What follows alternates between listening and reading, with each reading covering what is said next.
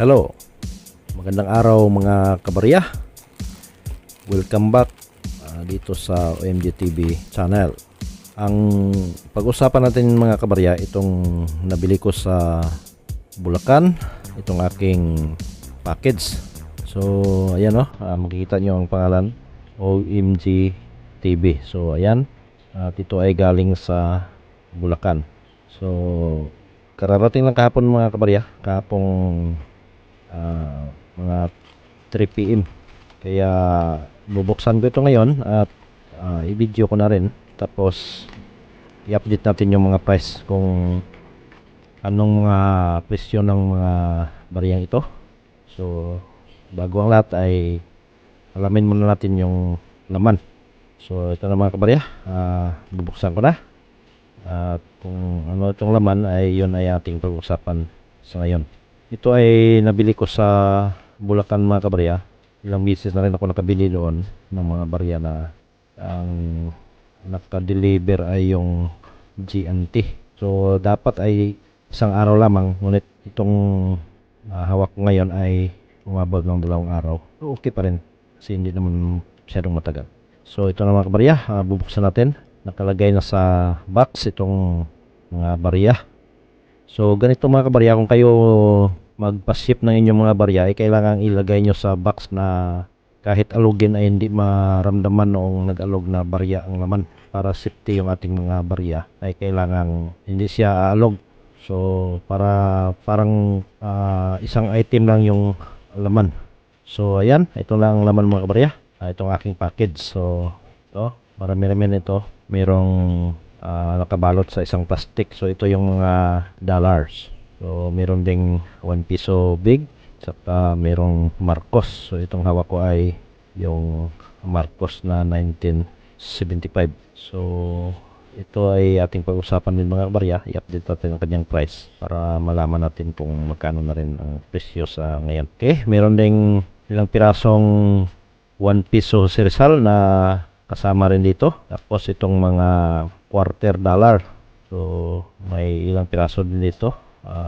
Bali 8 piraso na quarter dollar. So alamin din natin yung mga price. At saka itong maliit na barya ay 1 dime. So yan din ay binibili ko rin mga kabarya, ang mga ganyang klase ayon sa kanya ang halaga. Okay, so yan mga kabarya ay 1 dime lamang. So hindi naman masyado kamahalan yan. Ang price niyan ay ating alamin mamaya. Ito naman yung 1881 na $3, no? Ito ay $3. So at saka 1887. So mga nasa 18th century pa lamang mga kabarya itong mga barya na ito. Kaya isa din ito sa mga rare. So alamin natin yung mga price ng mga ito at para malaman din natin, at saka yung price online, kung magkano na rin ang benta online. May napansin ako mga kabarya dito sa $3 ay merong rotated die error. So 3 piraso. So ipapakita ko rin sa inyo yan mamaya kung anong klase yung rotated die error. Marami kasing nito mga kabarya, yung genuine at saka yung copy, no? Copy coin. So marami. Kaya kung may bibili kayo ng mga ganito, kung bumibili kayo, ay kailangan nyo talagang mag-ingat. So alam nyo naman yung timbang at saka yung bigat, yung sukat sa diameter. So yun lamang yung pinaka-importante na malaman natin, yung piki sa tunay. Okay? So ito yung una mga kabarya, yung ating 5 piso 1975. So ito yung Marcos. So ito ay standard circulation coin, years 1975 to 1982. Value 5 piso. So ang composition nito mga kabarya ay nickel ang kanyang materials na ginamit. Ang weight is 22 grams, diameter 36.5 mm, thickness 2.6 mm, shape round. At ito ay makikita sa reference scheme number 210. Okay, ang kanyang harapan, pullovers, Philippine coat of arms. May nakalitering Republika ng Pilipinas, 5 piso. Ang sa likuran naman, reverse, ang mukha ni Ferdinand Marcos in left profile with date of his rise to power. So, may nakalitering ang bagong lipunan, din yung date na nakalagay dito is September 21, 1972. At saka yung Pangulong Ferdinand E. Marcos, ang taon naman ay 1975. Ang age plan. So ito ay mints ng Manila, Philippines. Monets, Germany. 1158 yung kanyang taon. Sheriff Mint, Port Saskatchewan, Canada, 1927 yung year. At saka merong FM, the Franklin Mint. So sa Wawa, Pennsylvania, United States, 1964 ang taon. Okay? So mayroong comment. AM 210.1 has banner inscription, Republika ng Pilipinas. KM 210.2 has banner inscription, isang bansa, isang diwa. So dalawang klase mga pare, no? Yung kanyang inscription. So ito yung may nakamarka na Republika ng Pilipinas, ang isa naman ay isang bansa, isang diwa. Okay? Yung ating 1975 mga kabarya ay may apat na variation. Itong isa ay KM number 210.1. Ito ay 20 million ang mintage, nasa 75% ang frequency. Very fine 112, extremely fine 122, almost uncirculated 69, 121 naman yung uncirculated. So yan yung standard price ng ating Ferdinand Marcos na 5 piso Philippines. At ang isa mga kabarya, itong 1975 na FM. So ito ay KM 210.1. Ang kanyang kulay ay matte. So 3,850 mintage lamang, nasa 3%. So isa ito sa semi hard to find. At saka yung FM na KM number 210.1 ay 14%, 39,000 yung kanyang mintage, 297 yung price. So medyo malaki yung price ng ating prop mga kabarya na mintage. Okay, ang panghuli 1975 FM KM number 210.1 special uncirculated. So walang price dito sa special uncirculated, ngunit ito ay hard to find. 1.9% lamang yung kanyang percentage. So since na 1975 lamang itong ating barya mga kabarya, kaya 1975 yung price nating tiningnan dito.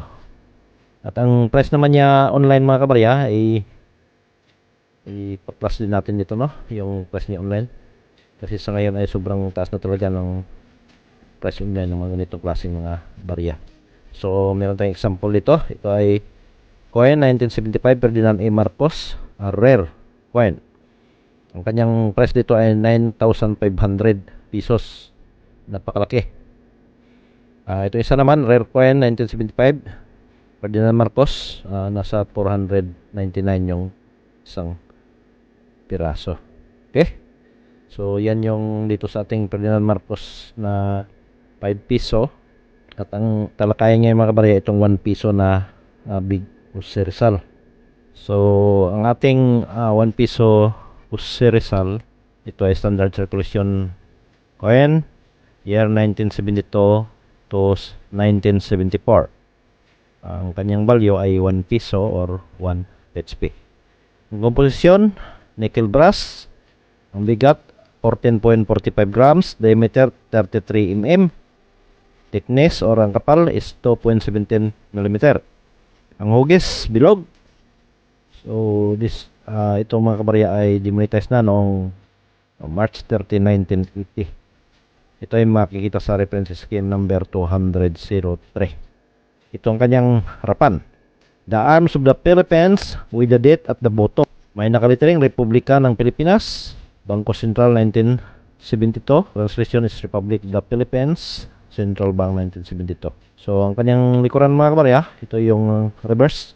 Head of Jose Rizal, facing left. Lettering, piso. Then, Jose Rizal. So, ang engraver nito ay Frank Gasparo. So, kaya FG yung kanyang tatak. Ang edge ay rated.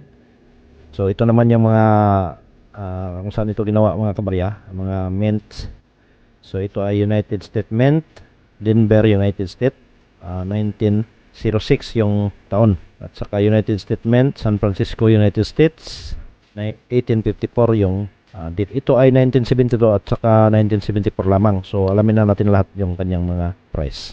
Sa 1972, ang kanyang mintage ay 121,821,000.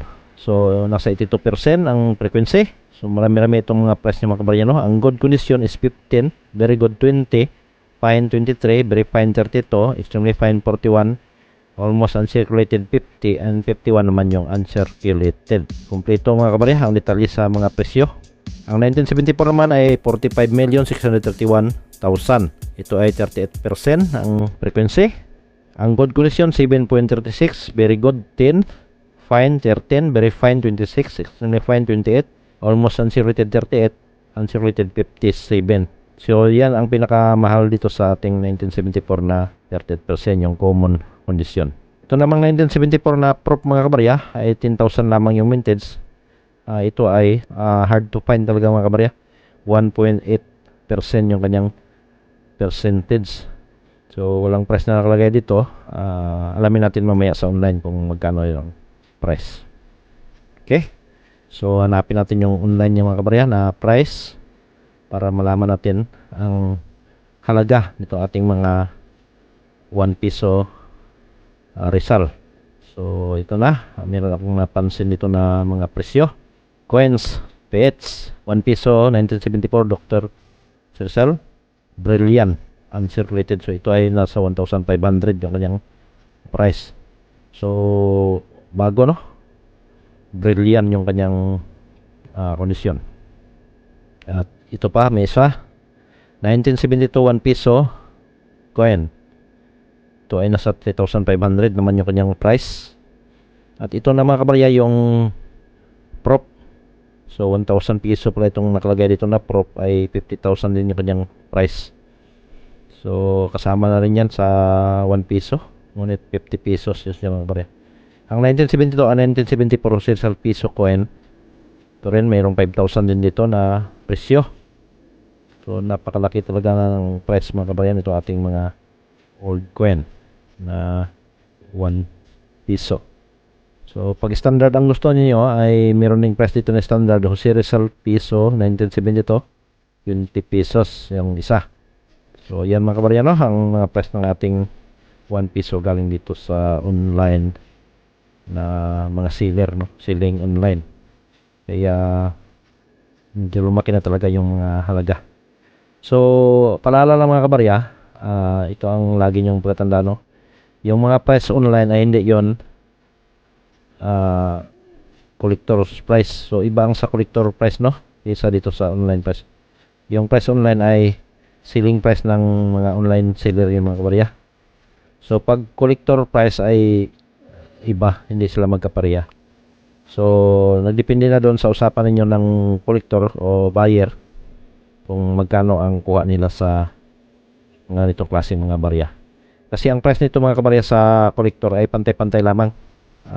Standard price, meron silang standard price na binabasihan. So kung merong bibili sa inyo ay yung price ng ating mga collector yung kanilang i-offer sa inyo. Okay? So yan mga kabarya, yung dalawang barya na ating na-update yung kanyang mga price.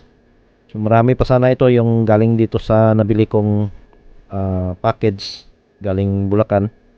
Ngunit ay medyo mahaba na yung ating video, kaya itong $3 at saka itong 1 dime at saka quarter dollars ay next video na natin gagawin mga kabarya. Okay?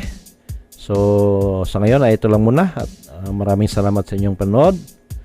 At huwag kalimutan yung ating channel, OMG TV channel. Yung hindi pa nakapag-subscribe, mag-subscribe na kayo. At saka i-hit nyo na rin yung notification bell para lagi kayong updated sa susunod pa nating mga video. Okay, so yun na mga kabarya, at magandang araw sa inyong lahat, at mabuhay kayong lahat, and God bless you all.